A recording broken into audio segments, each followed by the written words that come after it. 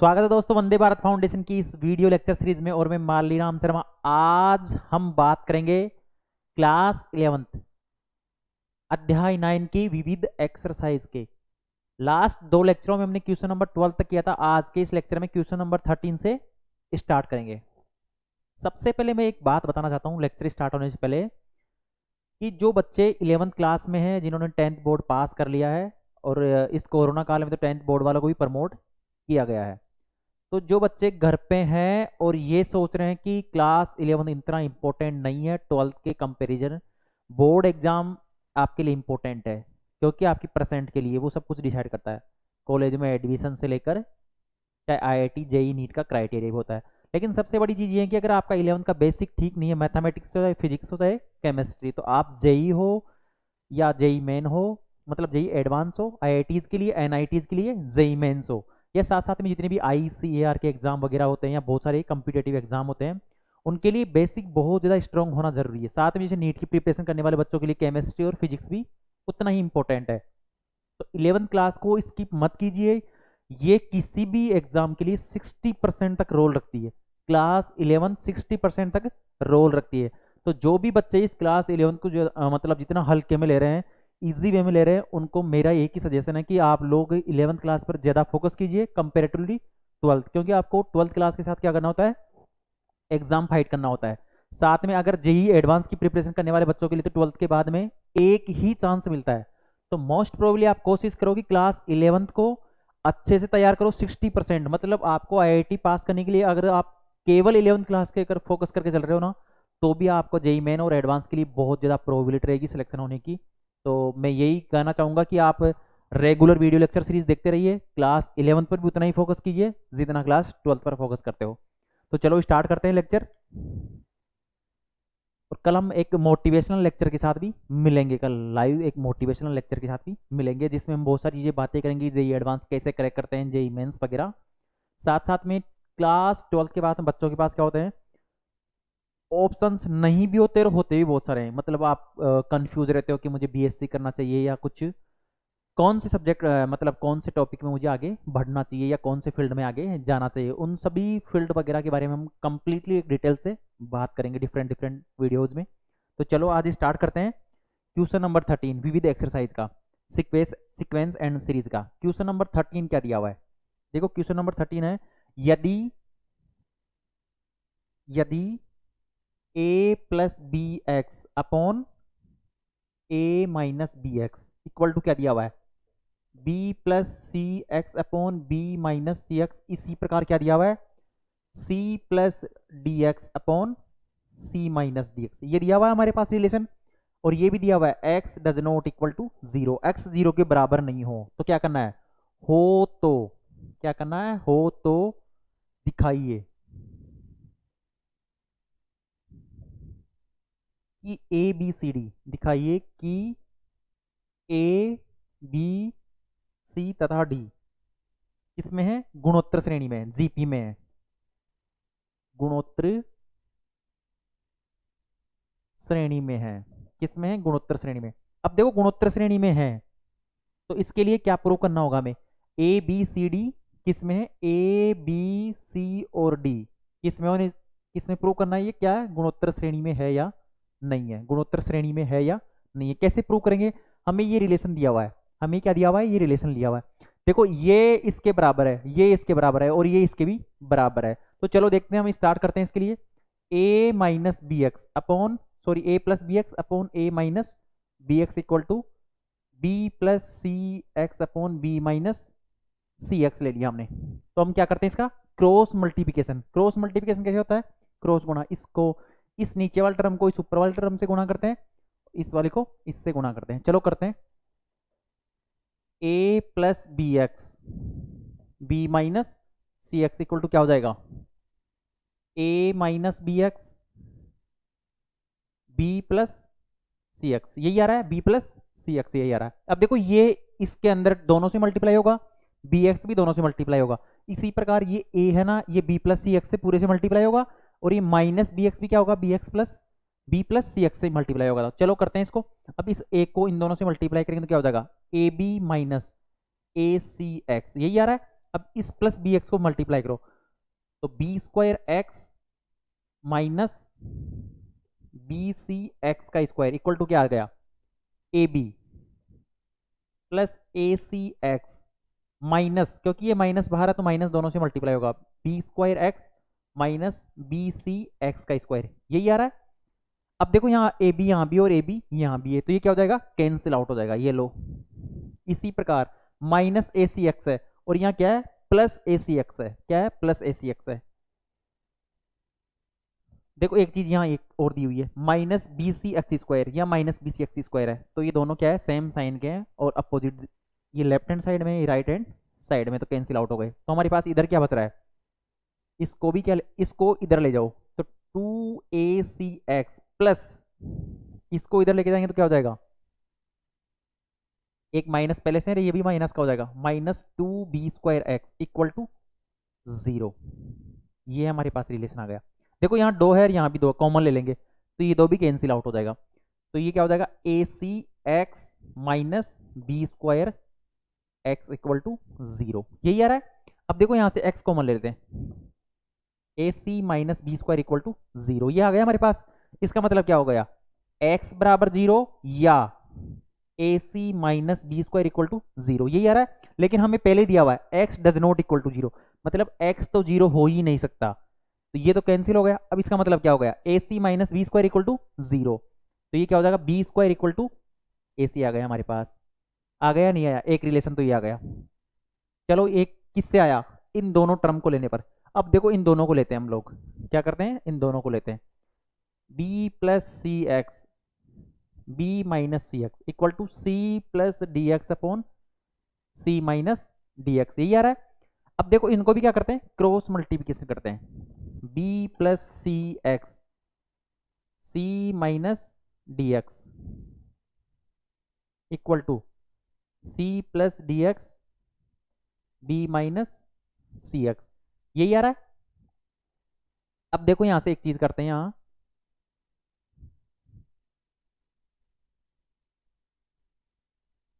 करो मल्टीप्लाई करो, इसको इसको क्या करेंगे, मल्टीप्लाई करेंगे, तो यहां से हमारे पास क्या रिलेशन आएगा, सी स्क्वायर इक्वल टू क्या आएगा, c square equal to b D.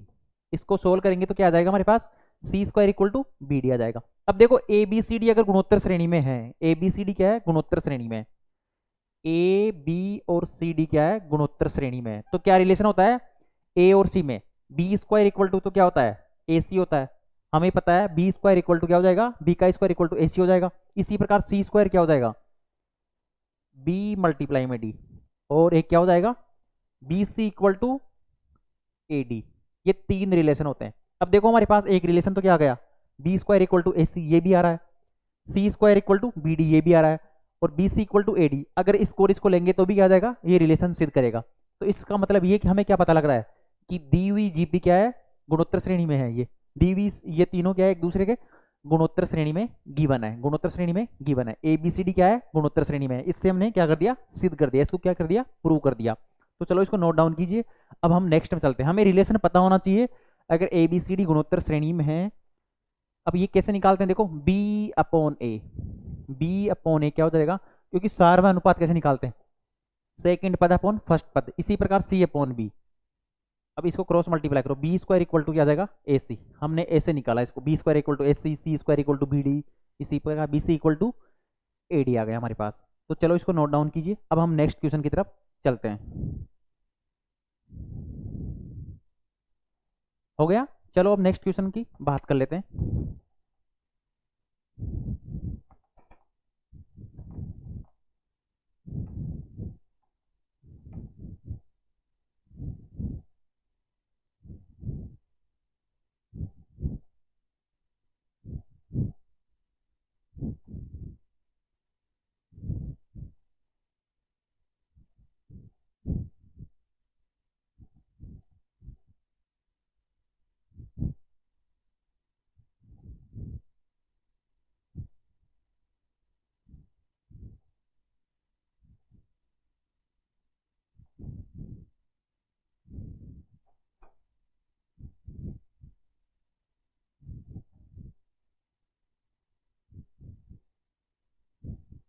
Question number 13 हो गया। इसी प्रकार हम आगे बढ़ते हैं क्वेश्चन नंबर 14 में। क्वेश्चन नंबर 14 हमें क्या दिया हुआ है? ये दिया हुआ है किसी गुणोत्तर श्रेणी में, क्या दिया हुआ है? किसी गुणोत्तर श्रेणी में,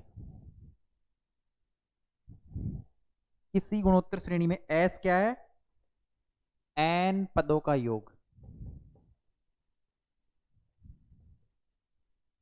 n पदों का योग दिया हुआ है। P उनका क्या है? गुणनफल है। P क्या दिया हुआ है? गुणनफल दिया हुआ है। तथा R,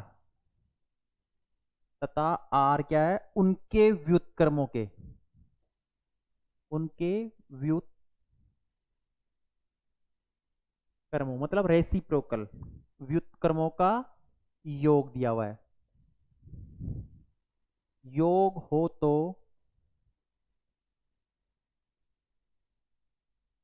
सिद्ध कीजिए कि,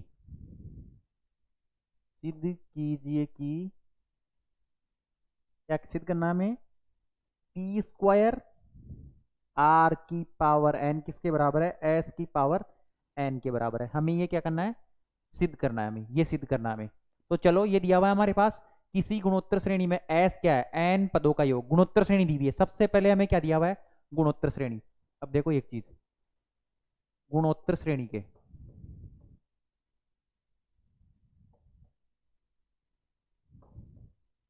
एन पदों का योग क्या होता है? एस इक्वल टू क्या दिया हुआ? ए आर की power n minus one upon r minus one होता है। अब देखो गुणोत्तर श्रेणी क्या लेते हैं हम?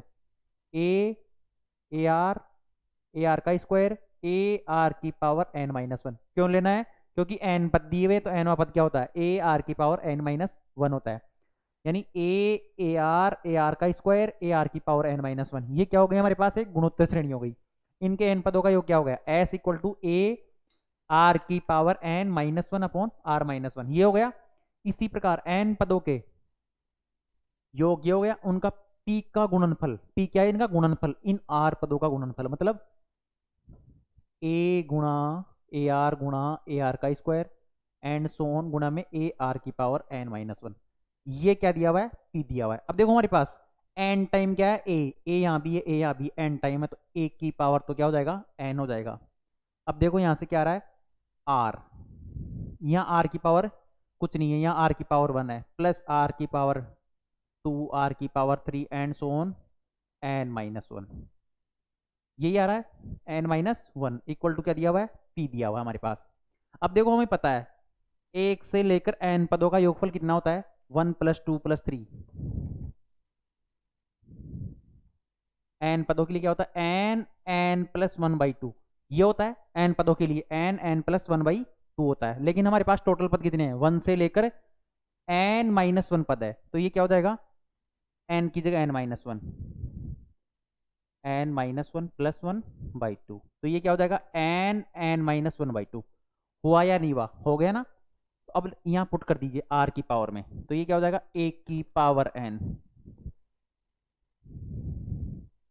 ए की पावर एन आर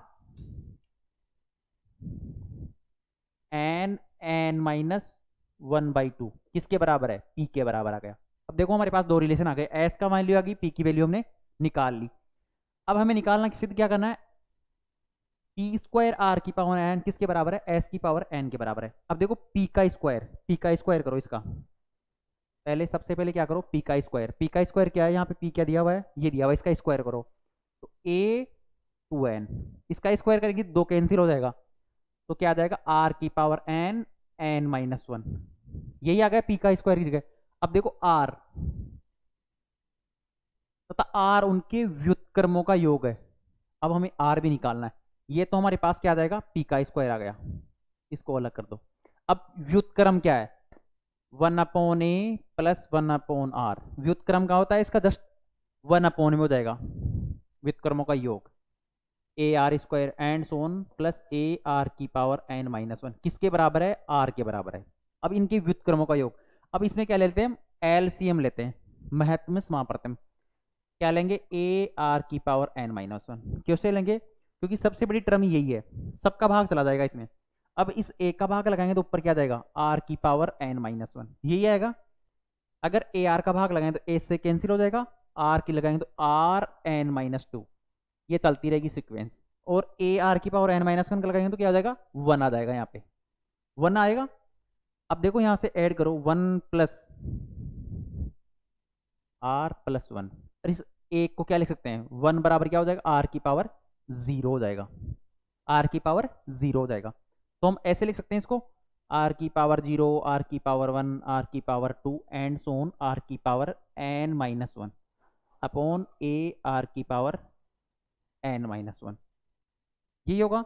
अब देखो ये किस में बन रही है, ये एक जीपी बन रही है, क्या बन रही है, जीपी बन रही है,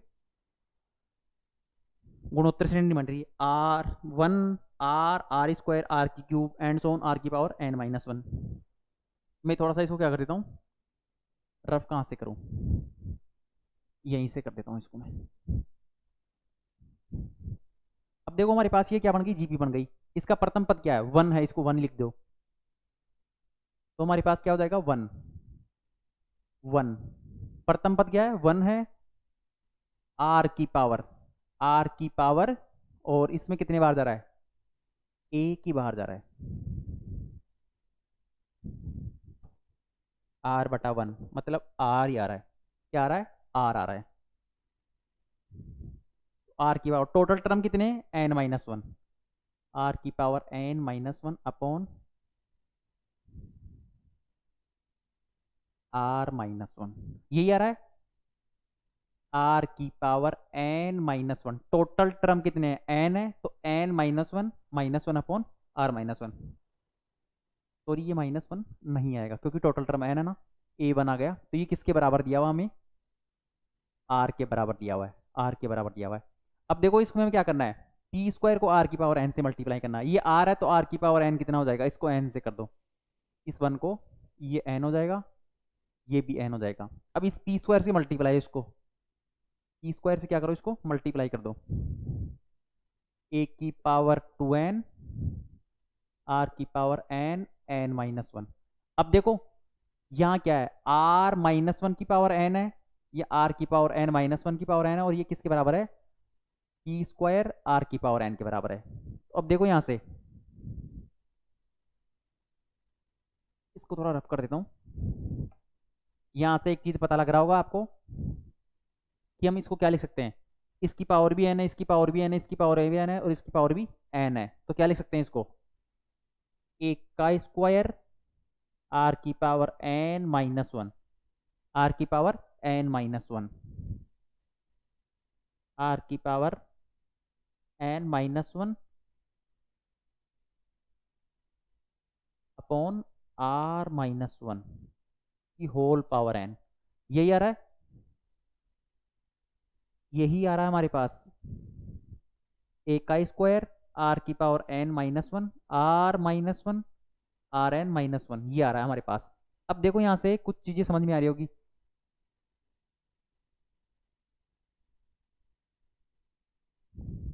ये किसके बराबर है, एस के बराबर है। कुछ मिस्टेक कर रहे हैं हम लोग,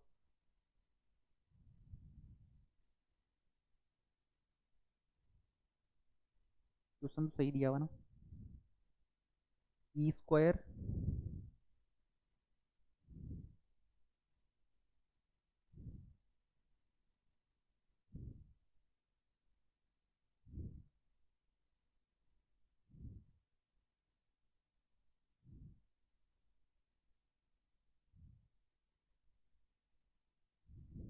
अच्छा चलो हम ये मिस्टेक कर रहे हैं यहाँ पे, क्वेश्चन सही दिया हुआ लेकिन कुछ ना कहीं मिस्टेक कर रहे हैं।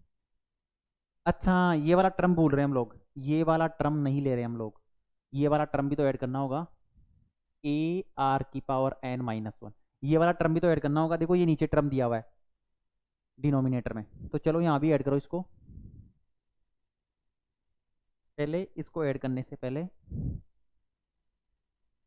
सबसे पहले इसको यहीं कट कर लेते हैं। देखो ये ए की पावर क्या है, टू एन की बना हमारे पास, और ये क्या दिया हुआ है, ए आर की पावर एन माइनस वन। अब देखो यहां से क्या होगा,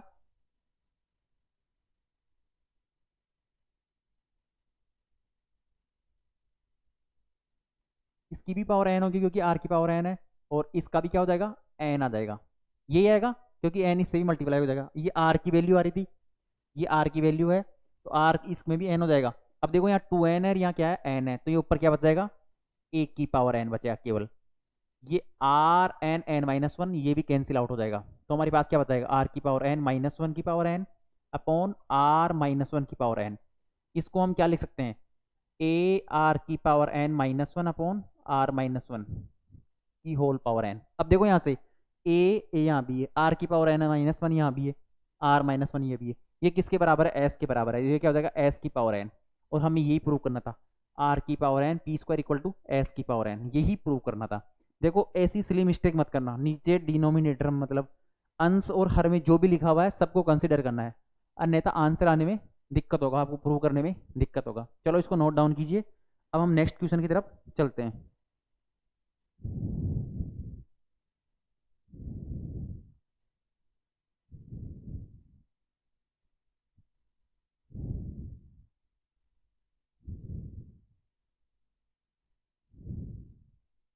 हो गया क्वेश्चन नंबर, हम क्या कर चलते हैं 15 की तरफ चलते हैं। क्वेश्चन नंबर 14 हो गया, तो क्वेश्चन नंबर 15 करते हैं।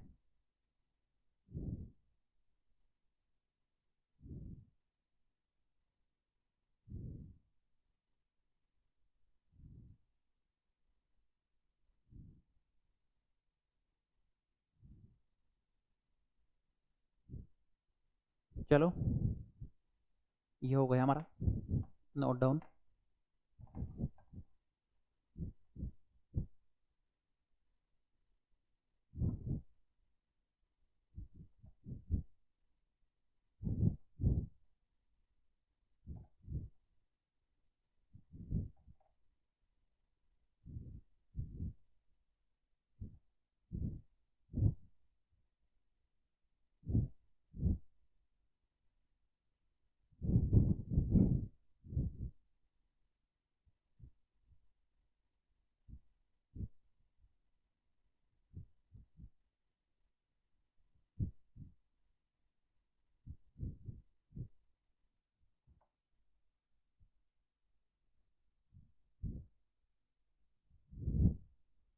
क्वेश्चन नंबर 15 की बात करते हैं।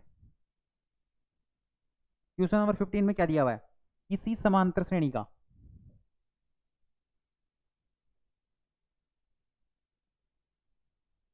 किसी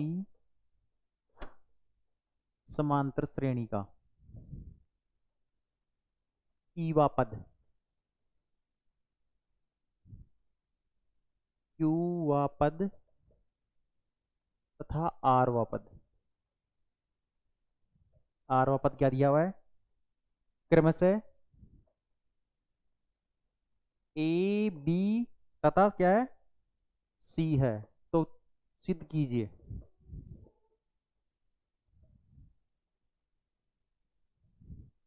तो सिद्ध कीजिए Q minus r a plus r minus p b plus e minus q c equal to 0। ये क्या करना है, हमें सिद्ध करना है। अब देखो इसको कैसे सिद्ध करेंगे हम लोग, इस रिलेशन को क्या करना है, सिद्ध करना है। हमें क्या दिया हुआ है, पी वा पद, क्यू वा पद और आर वा पद, और दिया हुआ भी क्या है, समांतर श्रेणी दिया हुआ है। सबसे पहले यहाँ स्टार मार्क करो, कौन सी श्रेणी दिया हुआ है, समांतर श्रेणी। और समांतर श्रेणी का एन वा पद क्या होता है,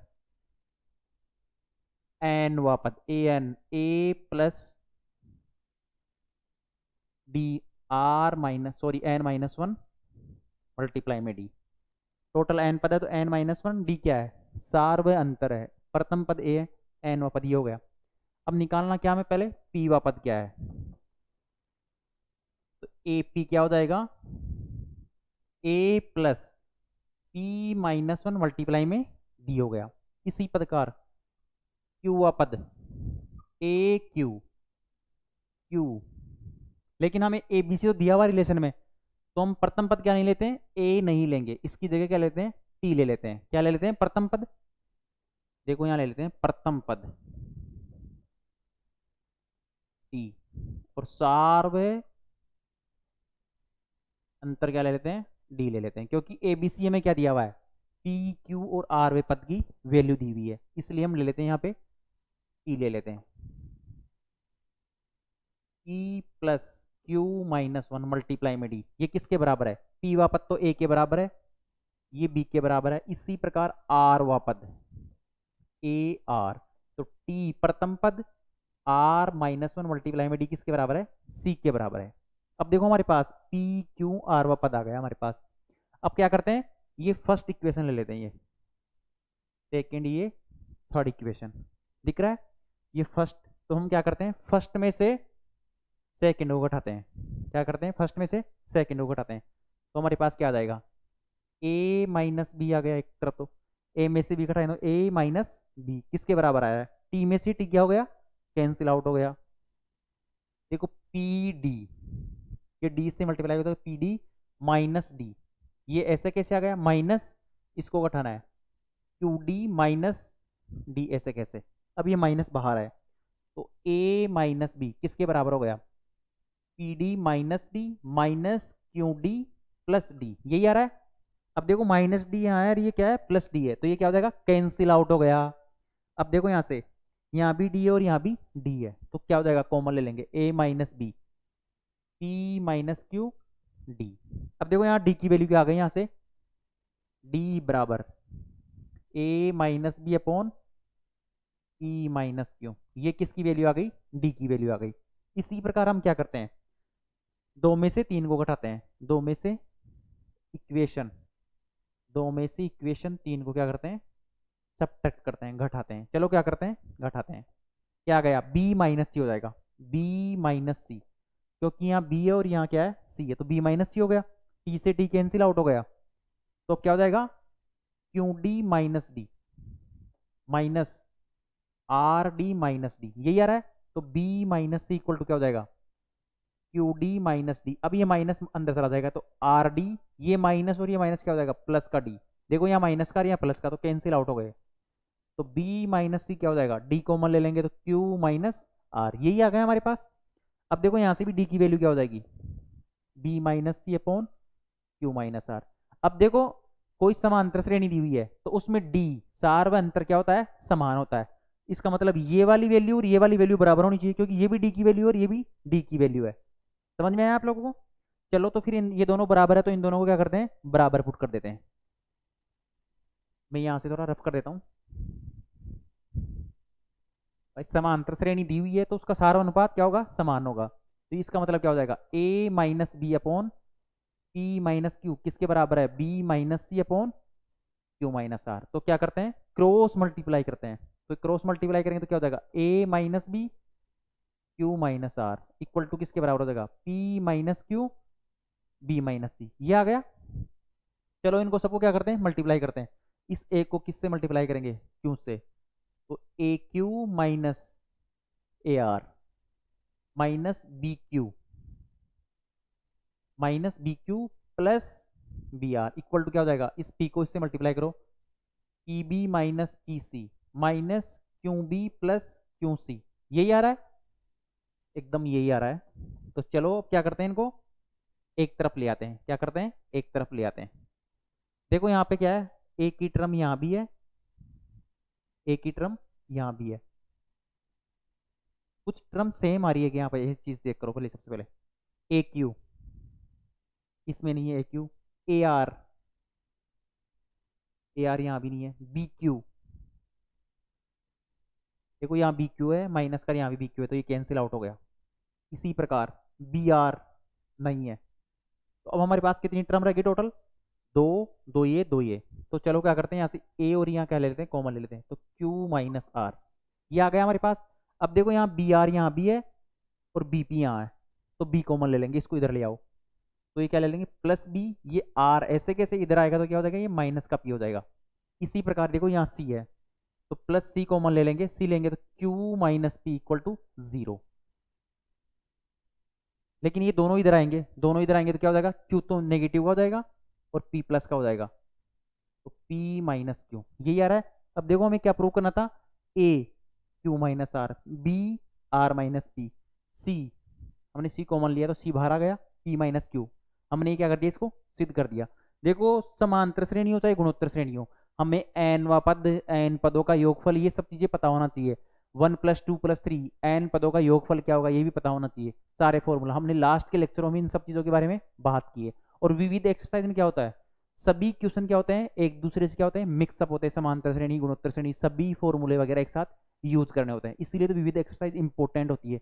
जो बच्चे जेईई मेन और किसी भी कॉम्पिटेटिव एग्जाम के लिए प्रिपरेशन कर रहे हैं उनके लिए विविध एक्सरसाइज बहुत इंपॉर्टेंट है, क्योंकि ऐसे ही क्वेश्चन क्या आते हैं सीबीएसई जो जेईई मेन कंडक्ट करवाती है, और एनसीईआरटी भी क्या है सीबीएसई की बुक है। तो ये सब मिलते जुलते क्वेश्चन है। तो चलो इसको नोट डाउन कीजिए।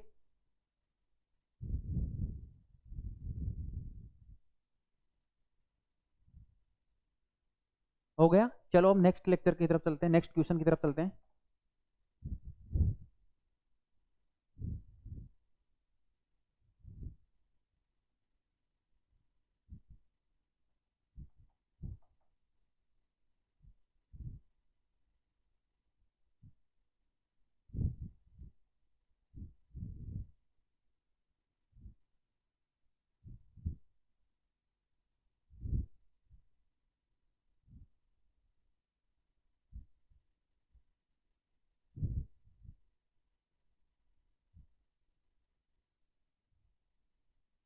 चलो आज के लेक्चर में इन 3 अच्छे अच्छे इंपॉर्टेंट क्वेश्चन की बात की है। नेक्स्ट लेक्चर में हम इनसे जो रिमेनिंग क्वेश्चन है उनके बारे में बात करेंगे। धन्यवाद वंदे भारत फाउंडेशन के साथ जुड़े रहने के लिए। और सभी से मेरी रिक्वेस्ट है आप इन वीडियोज को गांव देहात दूर दराज के क्षेत्रों तक उन तक पहुंचाने की कोशिश कीजिए जहां उन बच्चों को ये सुविधाएं नहीं मिल पा रही है। धन्यवाद जुड़े रहने के लिए। नेक्स्ट लेक्चर में फिर मिलते हैं हम लोग।